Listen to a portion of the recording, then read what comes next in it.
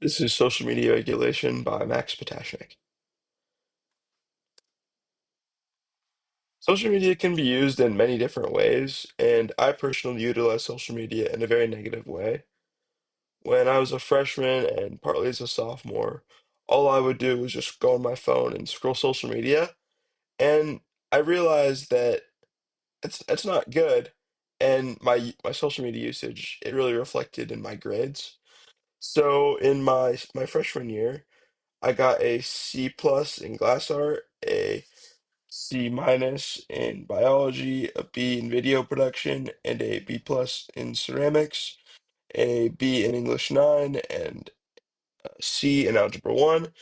And partway through my sophomore year, I realized that I needed to make a change and stop going on my phone because my grades were just terrible, to say the least. And I I now only allow myself an hour a day on social media across all platforms like TikTok, Instagram, Snapchat, everything. Only an hour a day. And it's worked wonders for me. And my grades also have reflected that. So now, and this is for my junior year, which is last year. I'm a senior right now. So in US history, I got an A minus in US history. In ethnic foods, I got an A. In Spanish 2, I got an A. In algebra 2, I got a B minus. And in English 11, I got an A minus. And in marine biology, I got an A. And the change that I did with social media, it may seem very simple, but it really wasn't. It was taking out a part of my routine that I do every single day. And even though it was very difficult for me, it paid off, really.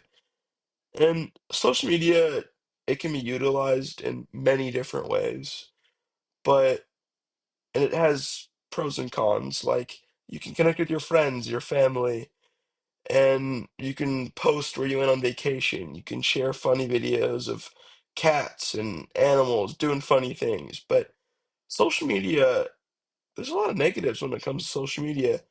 Just to name a few, depression, anxiety, fear of missing out when your friends post that they were hanging out without you. And social media can also destroy your self-image because all these teens, boys and girls, they see all these models posting that they're on the beach and they might think, "Oh, why aren't I like that? Why don't I look like that?" And social media truly it can it can really harm someone and their psyche because they just don't understand why they don't look like that, or they don't understand why they can't be like their friend, or things like that. And social media, like I said, it does affect mental health, but it can also spread misinformation. Like in 2023, when the Titan submersible went down, there was a leaked audio online that was supposedly audio of the passengers on the submersible, their last breaths and screams. And it went all over TikTok. Some like news outlets picked it up, but it in the end it ended up being fake. And the audio came from the popular video game Five Nights at Freddy's, which is crazy once you like think about it. Because if something that false can spread that fast on social media and people believe it to be true, it makes you wonder. It made me wonder how much of the things that I see on social media is actually true. And used to fall victim to that. I would get my news from social media, mainly from TikTok. And once I got off my phone and I learned to not always be scrolling social media and believe what I see online, I started, I read articles online. I watch the news when I can, local news, and I find myself knowing a lot more, which is which I find to be really good. It's a nice positive. And I think that anyone listening to this, anyone who hears what I'm doing and is like, "Oh, that's me." I hope that you can understand that social media is very hard to get off of.